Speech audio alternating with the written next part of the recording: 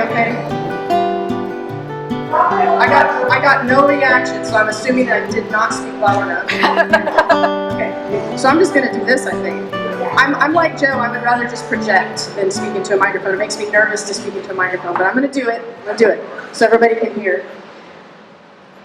Good evening, everyone. I do see some faces of people I don't know, so I'll introduce myself, and that is so much better. Thank you. I'll introduce myself. I'm Jennifer Ogle. I'm a board member of the Native Plant Society, and I serve as the Memorial Awards Officer for the Society. And so for the newbies, and also for people who may not be in the habit of reading our bylaws as a pastime, I'll just review the 4 awards that we currently have. They're all named for people who were exceptional in our society, all of our awards. 2 of them are reserved just for students. And actually, since there are so many students here and former students, how many students here, are you guys listening in the back row, Brendan? How many students here have received a Delsey Demery Research Grant or an Eileen McWilliams Scholarship? All right, very good. How many have received both? I think most of us are going to raise our hand. Very good, awesome, great. So these are important awards that we give annually as we receive applications every year. So if you're a student in the audience and you think you might want to apply, just keep it in mind. So that's a little sidebar. So those are just for students though, just for graduate or college students and university students. Then we have 2 awards that are reserved just for exceptional members of the Native Plant Society. The Dwight Munson Moore Award is one of those, and Dwight Moore, Dr. Dwight, as he was affectionately known, ran the herbarium where I work today. He ran that herbarium from 1925 to 1950. Then he retired from there and went on, I think he worked at UA Monticello for a time. And he was definitely an academic. He was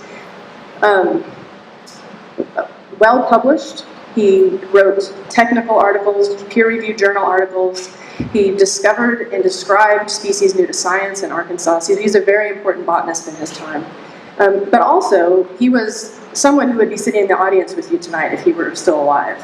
And in fact, he was a member of the Native Plant Society, which was created in 1980, and he died in 1985, but he was a member and active with the society. And his wife, Quimby Moore, was a president on the board with the society as well.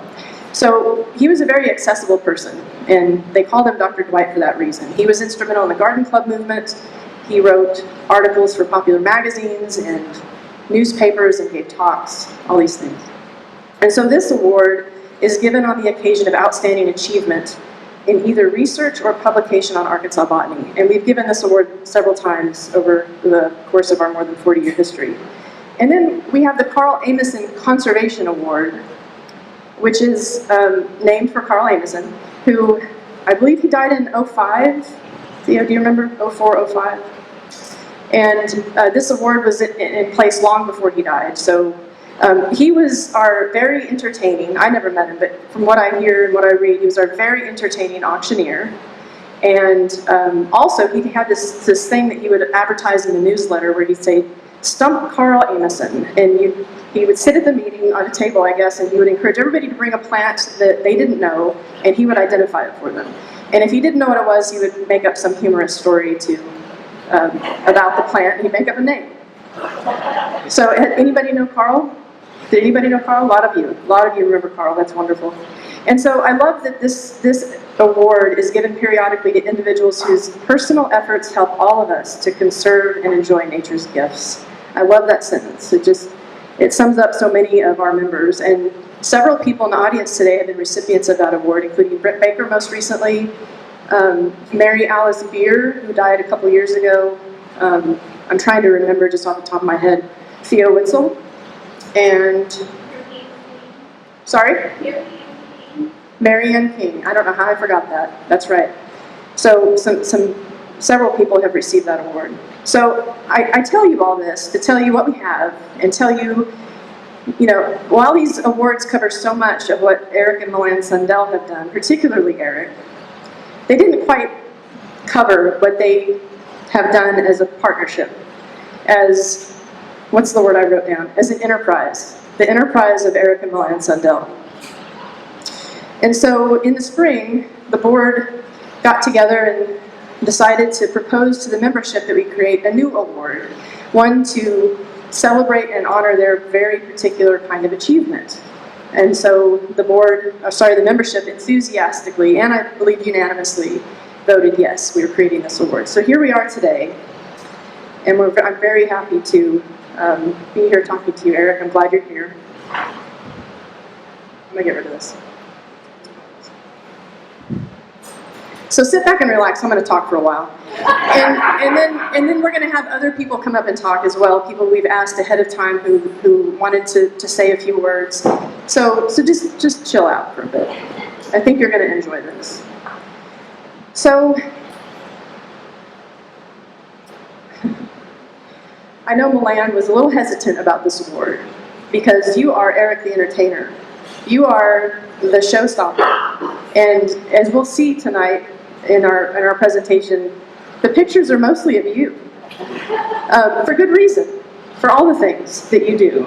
I'm not going to recount all the things you've done. I'm going to talk more about the emotion and how you and Milanne have made me feel. Milanne, I feel like, she's in the background of some of these pictures, and that's where she likes to be, and that's fine. But I feel like without Milanne, Eric the Entertainer at ANPS wouldn't be. I feel like this is a partnership, a joint. It takes two to make a thing go right. It takes two to make it out of sight. And that, to me, encompasses you and Milanne as a team. I first joined the Native Plant Society, I can't believe I'm saying this, 20 years ago. And I came to my first meeting in 2004. And I don't really remember meeting many people, but I do remember meeting you. I thought I met Brett for the first time, but he tells me we met before. But it was more memorable when we met at that meeting, and that's what I'll remember. But so 3 things stick out in my mind from that meeting, and it was meeting Brent again. And I had already met Theo. I remembered meeting Theo, but he gave a field trip that was pretty memorable to a glade up in Greer's Ferry, and we had been invited by Mary Alice Beer to tour those glades. She was a native plant gardener, avid native plant gardener, before it was popular to be a native plant gardener, when people looked down on you for gardening with those weeds. But she was also into surveying those local glades nearby, so she invited us up and we toured, so I remembered you gave a tour. Do you remember that? Yeah, sure you did. No. And then the thing that really sticks in my mind is Eric's Woody Plants field trip, okay? And he did this on Mary Alice Beer's property, and she and I think her husband had together developed a network of trails around behind their house. And it was pretty extensive and pretty cool. And they called it the Beer Run. Her last name is Beer, spelled just like the drink.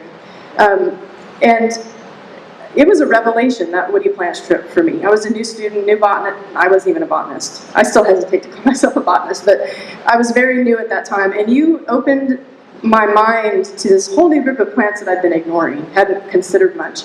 And I mean, you know, I don't credit you with like my tree origin story or anything. Don't get the wrong thing. That was when I was a kid. That happened with my dad. My dad instilled me in a love of trees. But speaking of which,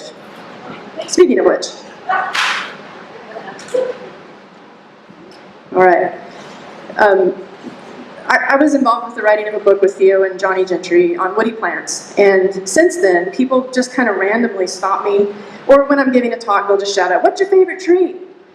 And that's the hardest question, and the answer is, I mean, how can you love just one? You have to love all of them, right? But when I'm really pressed, I'll say, okay, it's a bur oak. Bur oak is my favorite tree. It's in the white oak group. It's this massive tree, massive and elegant at the same time, and it has this deeply furrowed bark. It grows in the places that I like to walk, in streams and creeks, along streams and creeks, and on north-facing slopes, which are really cool places. And so it has these really goofy, long leaves. They might have the biggest leaves of any oak in North America. I'm not sure if it has the record, but it seems like it should. And what else about it? It's got the largest acorn of any oak in North America. I know this for a fact, and you all know bur oak. And it's the reason it's called Quercus macrocarpa. Quercus for oaks, macrocarpa for large fruit. Jennifer, what? No, no! Sorry, go ahead. So I do tell people that's my favorite tree. And Theo, what is it they say about Quercus macrocarpa? If it ain't burrow, don't fix it.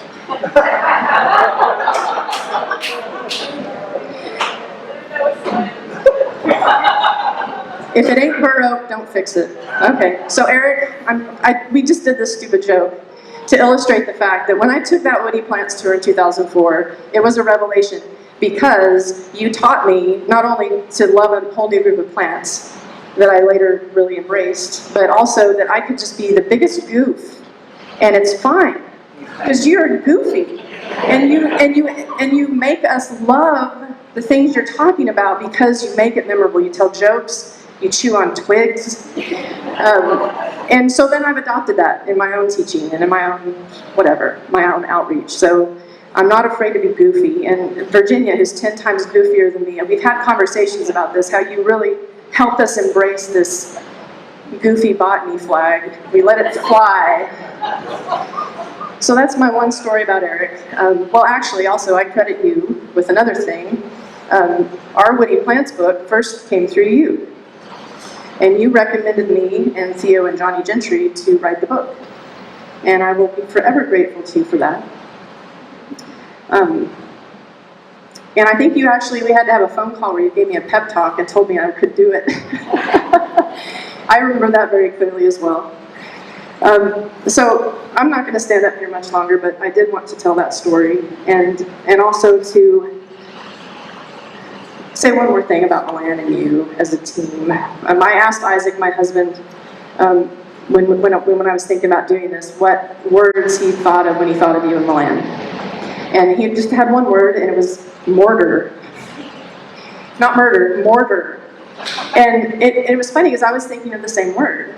Words of cohesiveness, words that bring it together. And that's what you and Milanne have done. You have helped create this environment. We come for the native plants. We stay for the camaraderie, the community, this environment that you and Milanne have helped create. And you're the concatenators. You and Milanne, the concatenators. And so if you don't know what that means, it's a person who or a thing that concatenates. Isn't that brilliant? Yeah. No, you bring us together. You link us together. I hope you don't think I'm being too dramatic. I feel this very strongly. I hope you'll convey that to Milanne. Okay. All right, so we have a few other people who would like to speak, and so I will invite the next speaker up to do that. Sarah?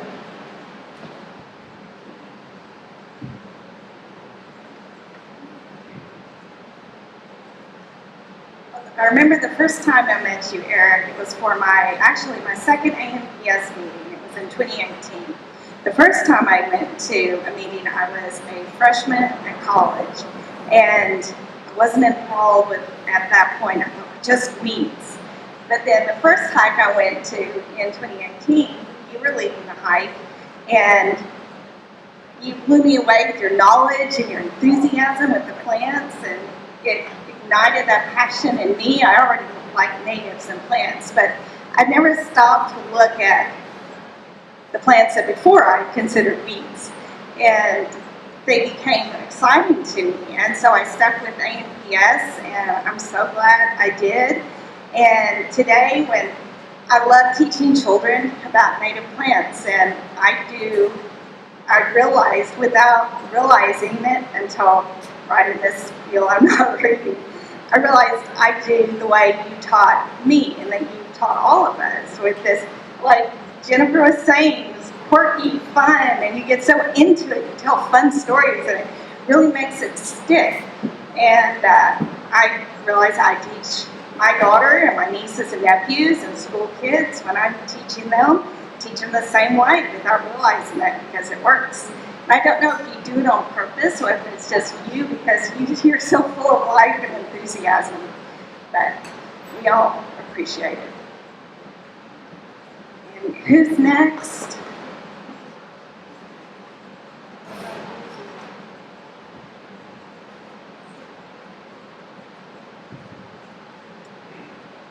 Eric?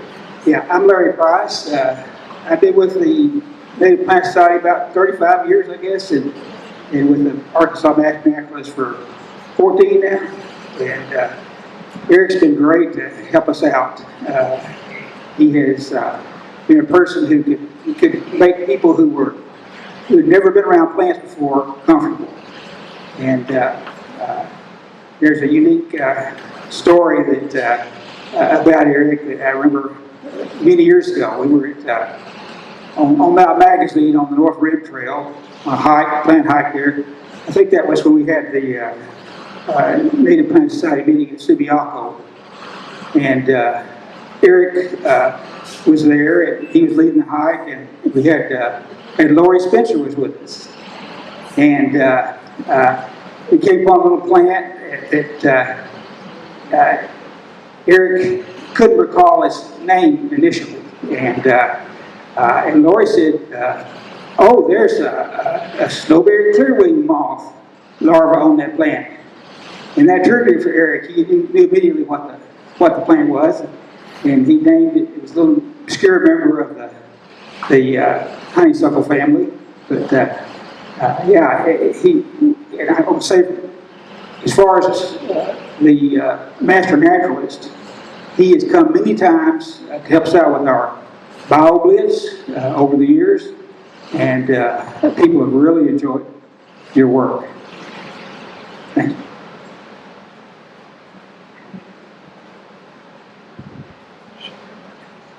Hey, Eric.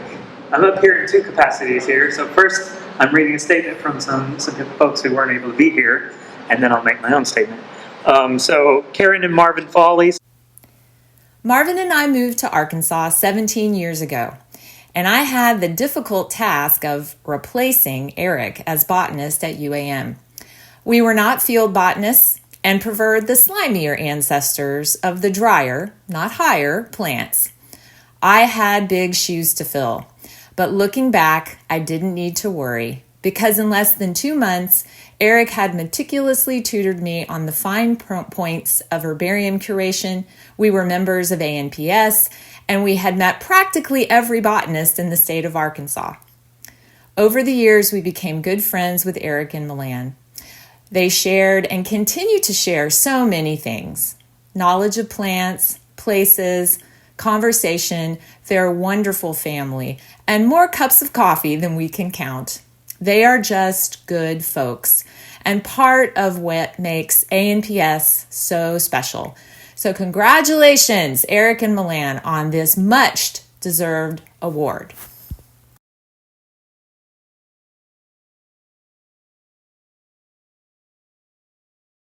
Towards my education and continuing my botany study and becoming a botanist. And you have championed me through all these years on continuing my education and all the work I've done and research, and then even recommended me for, or spearheaded some of the scholarships I received as a student. And then, of course, the Conservation Award I was awarded this spring came at the recommendation of Eric, so I owe you a lot. And over the years, we've continued to work together in ANPS and co-lead some hikes and be on hikes together. And then at the Heritage Commission, when you started volunteering in the herbarium, and it was always a highlight for you to come in and discuss IDs of plants and things. And so it's been a treasure getting to know you, and Milanne, of course, too, and enjoyed having the lunches with y'all and the bakers when we were passing off specimens for Barbara Baker to mount. We would always have lunch to coincide with that, and those were always treasured times, and this award is well deserved.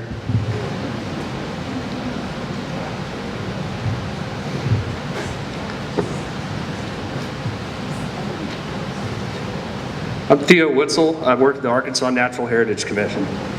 And I've had a lot of great mentors over the years, the course of my career, studying botany and ecology here in Arkansas.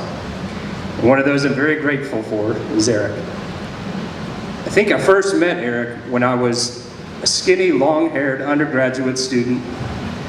I was working as a low-level contractor for the Natural Heritage Commission. This would have been in the mid-1990s. I'd been tasked with going around to different herbarium collections in the state and going through their fern specimens to gather information from the specimen labels for the rare species of ferns. And I don't think that the University of Arkansas at Monticello probably got a lot of visitors in the herbarium, other than the students and maybe other faculty. But Eric took me in and was very gracious host. He was very gracious with my complete inability to even find what I was looking for in the herbarium. I was really, really a novice, and he shared with me so much about what he knew, not just about Arkansas, but about all those specimens that I was looking for, those plant species. Around that time, I also got involved with the Native Plant Society. I started attending different events, meetings, field trips. I was often the youngest person there I was always the youngest person there by about 20 years, and at least 30 to 35 years probably on average, younger than everybody else. But wow, what a treasure trove of experience and expertise that this group is. In just a few meetings and field trips with the society, I learned more about the Arkansas flora than I had in several years of studying in universities. And a lot of that was on the field trips with the Native Plant Society, many of which Eric led. And everybody used to joke, and probably they still do, that when Eric was leading the field trip, you were really doing good if you got far enough down the trail that you couldn't see the parking lot anymore. And the reason that they joked about that was because he knew so much about every plant and was so captivating in his storytelling about each one that you were just enthralled, and you just didn't get very far before it was time to head back. We also worked in the field together early in my career when I had summer jobs for 2 summers, first as a data recorder and later as a somewhat underqualified field botanist with the U.S. Forest Service. And Eric was also serving as sort of a part-time botanist on, I don't know if you got paid for those. Were you volunteering for those Forest Service jobs? You was volunteering? Oh, you did get paid, good. All right. Not enough, I'm sure. But I'll never forget working those plots with Eric and learning so much about all these plants that we came across, that we would find in these plots. And in particular, I'll never forget coming up on a milkweed plant in flower of the Asclepias tuberosa, the butterfly weed. And Eric asked me if I knew about the pollination mechanism for that genus, and I had to admit that I didn't. And he explained that to me, and he showed me the various specialized structures in the milkweed flower and explained the incredible, complex process by which the milkweeds are pollinated. So it's an amazing thing and an amazing story teaching of it that he did. If you've never heard Eric explain how the milkweeds are pollinated, you should ask him. Eventually, Eric retired from the University of Arkansas at Monticello, and he moved up here to Little Rock. And this relocation would prove very fortuitous for the Arkansas Natural Heritage Commission, and in particular for our herbarium. Both Eric and Milanne began to volunteer. Milanne prepared some beautiful specimen mounts for some of our rarest species, specimens of the rarest species in the herbarium, and Eric would come in usually 1 day a week to help us with jobs that required the highest levels of expertise, such as confirming the identifications of thousands of specimens collected by volunteers, staff, and others. Eric has phenomenal skills with the plant keys, boosted by a lifetime of experience over a broad geography. He, along with his close King partner and mentee, Rob King, who's here, sorted out a great many erroneous identifications, and in some cases made some great discoveries. One I remember very well was the time I walked into the herbarium and he had a specimen of mine laid out on the table and he said, "Take a look at this." I remembered finding and collecting these tiny plants on the specimen from some wonderful seasonally wet shale barrens at Fulton Branch Glades in the Ouachita National Forest.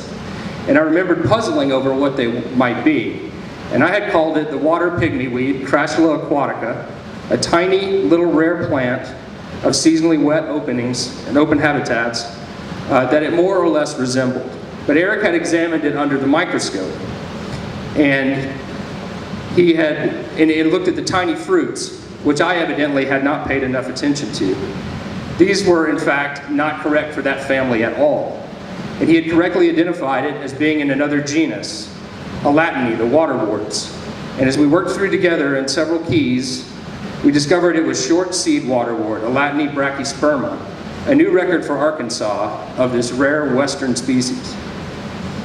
Eric is also what I would call taxonomically conservative, meaning he prefers a broad view of variation within wide-ranging species, as opposed to the tendency, which is popular today, of splitting out many species based on sometimes relatively minor geographic variation in characters. He is rather opinionated on the matter, but I have to admit, the older I get and the more specimens I examine, I've had to admit that his arguments are often very strong and have even persuaded me, a natural-born splitter, to come around in many cases. Thank you both, Eric and Milanne, for your many contributions to Arkansas botany, education, and conservation.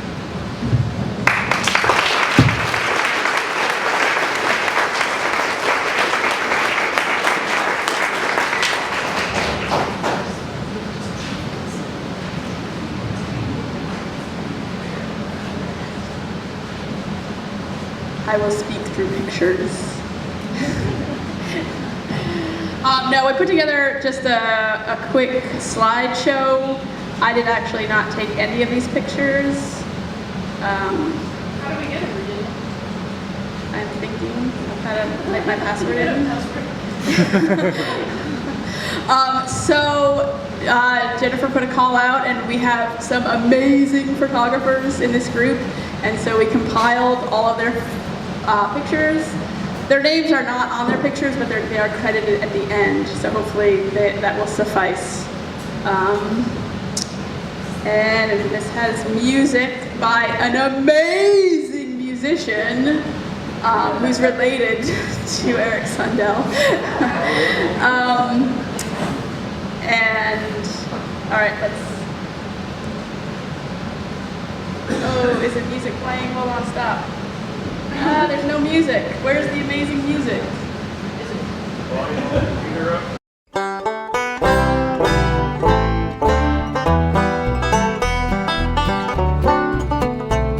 Well, I can still remember all the singing in the woods, flicker of the firefly and the humming of the brook, the dancing of the wind that shook the leaves on every tree in the country where my true love waits for me.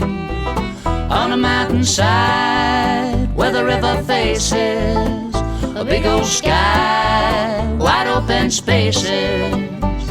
Here everything's so crowded, you just think it's gonna burst, and this big old iron world has turned to rust.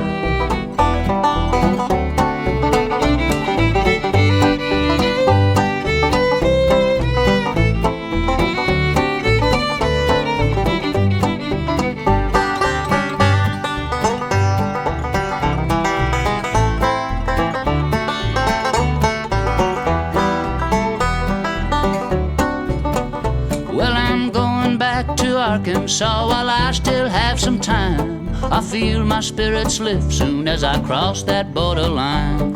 This Texas town's so dusty I can barely breathe at all, and I hear the sound of the rushing waters call.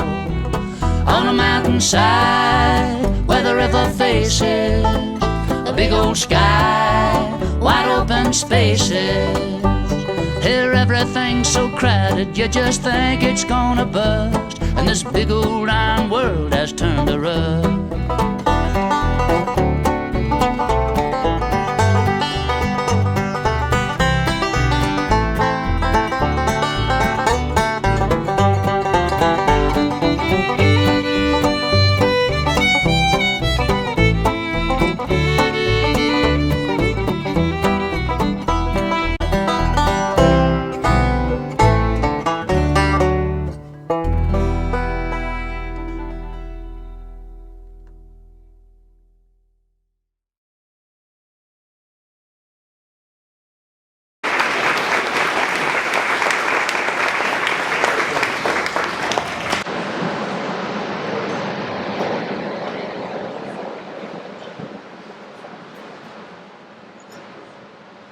I'm John Simpson.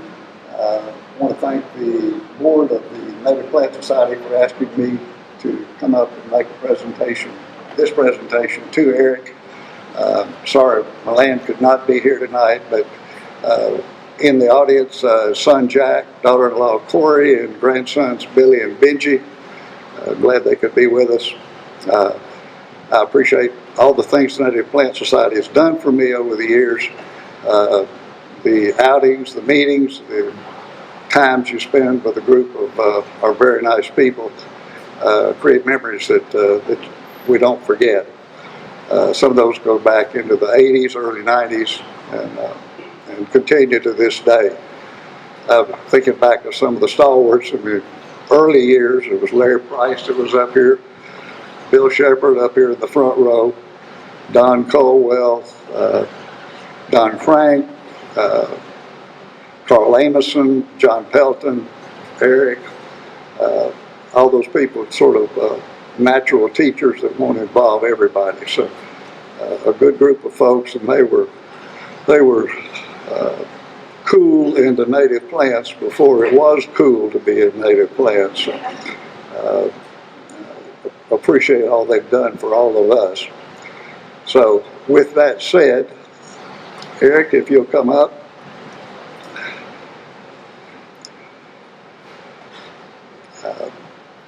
On behalf of the board of the Arkansas Native Plant Society, representing the entire membership, I'm pleased to make this monetary gift to you.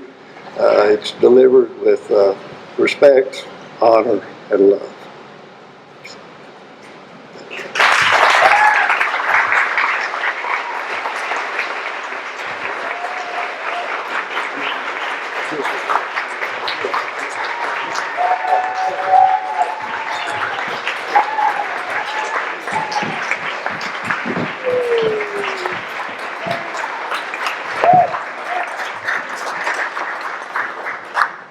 Well, it occurred to me while this was going on, I'm glad to hear all this now before my funeral. Oh, gosh. Well, I first read about this in the minutes to the last meeting, that there was going to be this new award, and strangely enough, the first thing I thought about was Winston Churchill. He said, in response to all the criticism that he might be a heavy drinker, he said, "I've taken more out of alcohol than alcohol has taken out of me." And it occurred to me, I think I've gotten more out of the Native Plant Society, really, than the Native Plant Society has gotten out of me. It's easy to forget something over 43 years ago when I came to Arkansas. My day job was to teach botany to undergraduates, and botany was, the general botany was offered every semester, usually 8 in the morning. Students were not only teenagers, freshmen, but they were required to have the course. They were forestry majors, ag majors, wildlife majors, and the biology majors were all pre-meds or something close. So the Native Plant Society was an oasis where I could come and do botany with consenting adults.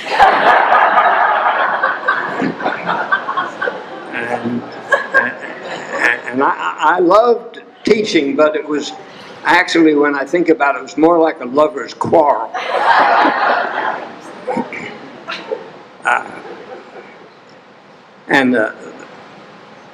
Well, the old joke is you finally get tired of that fellow in the first row who's always asleep within 10 minutes, and you shake him awake and you say, "Well, now what is the problem? Is it ignorance? Is it apathy?" And he wakes up and says, "I don't know and I don't care." So always rang pretty true for me. But the best story I heard that I think should be adopted by any frustrated botany teacher had to do with I'll try to make this quick, but it had to do with Mark Twain when he was trying to pay off his debts, and he was giving these humorous lectures up and down the East Coast, and they were a great success. He was hilarious, standing room only, big cities, small towns. And he was getting pretty cocky and pretty proud of himself, and his agent said, yeah, you're doing great, Mark, but whatever you do, don't go to Vermont. The audiences there will kill you. Let's just quit in Massachusetts. But Twain was having such success that he said, I want you to book me into Bennington. They booked him the biggest church they could find in town, a congregational church.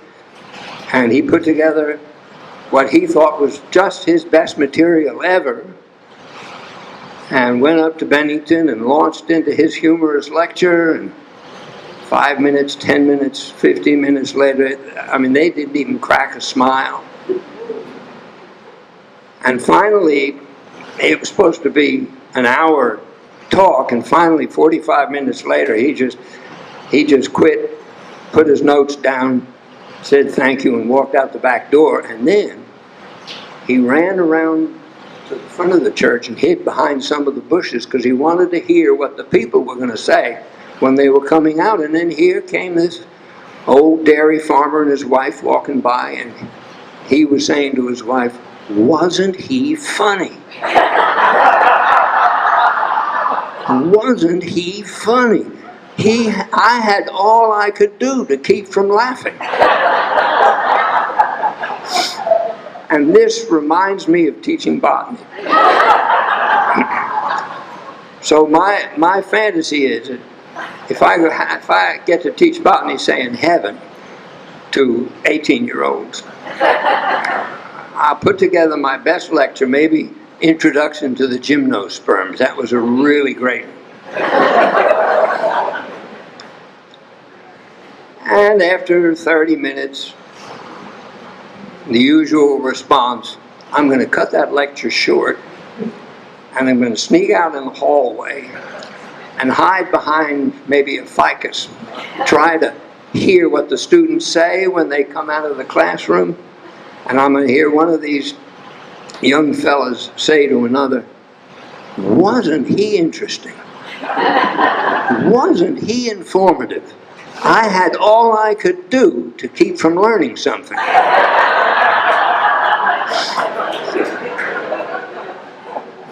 But to tell you the truth, it was more of a lover's quarrel than a love of teaching. But I did enjoy it, but I enjoyed even more those annual meetings of the Native Plant Society and those field trips we took. And it was one of the great joys of my life. And thanks so much for 43 years of participation in this society. So.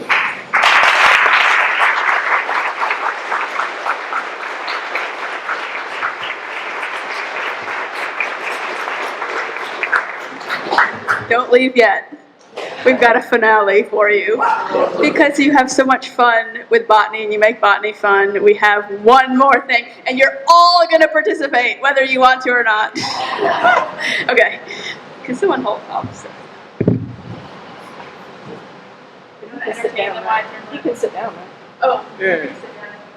Sorry, Eric.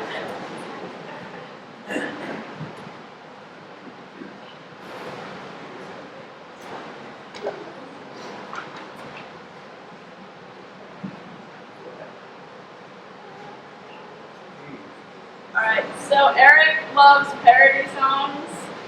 So we have a karaoke song that we're all gonna sing. Are you guys ready? We need people that know. Does everyone know this song? Simon and Garfunkel? Are we reaching yet? Okay. Alright, hopefully the music is on. Alright, here we go.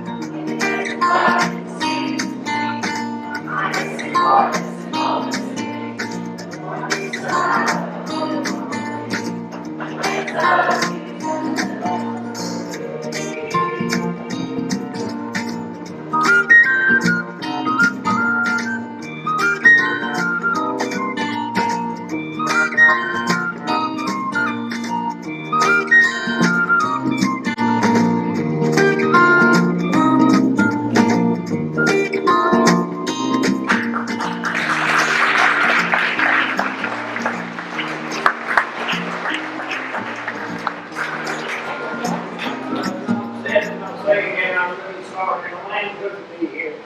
I know she was about to do